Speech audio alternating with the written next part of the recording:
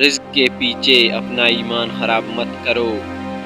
رزق انسان کو ایسے تلاش کرتا ہے جیسے مرنے والے کو موت۔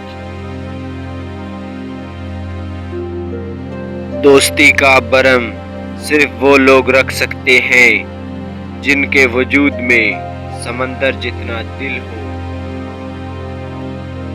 دکھ میں کبھی پچھتاوے کے آنسو نہ بہاؤ، کیونکہ تم وہ خوش نصیب ہو جسے اللہ تعالیٰ نے آزمائش کے قابل سمجھا۔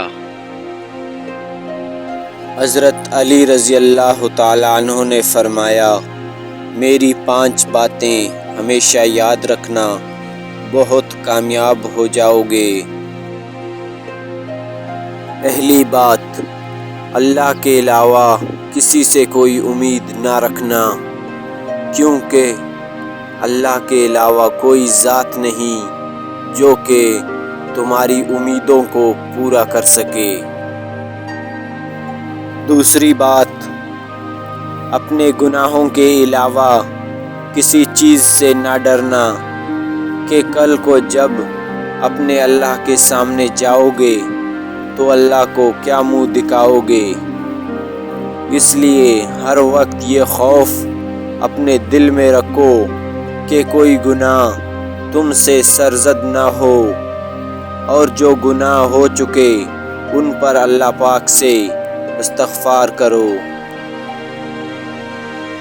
تیسری بات، اگر تم سے کوئی ایسی بات پوچھی جائے جس کا تمہیں علم نہ ہو تو یہ کہتے ہوئے نہ شرمانا کہ میں نہیں جانتا۔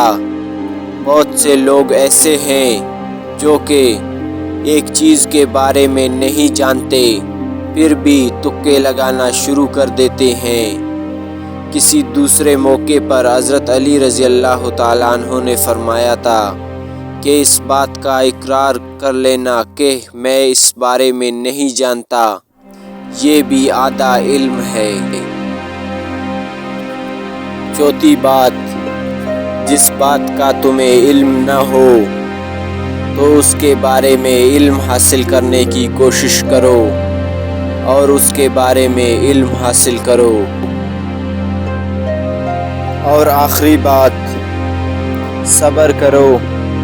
ہر حال میں صبر کرنا انسان کے لیے بہتر ہے، اور صبر ایمان کا حصہ ہے، بلکہ یہاں تک فرمایا کہ صبر کا مقام ایسا ہے جیسا کہ بدن میں سر کا مقام ہے۔ معلوم ہوا کہ صبر کا ایمان کے ساتھ گہرا تعلق ہے، اس لیے چاہیے کہ صبر کا دامن کبھی نہیں چھوڑنا چاہیے۔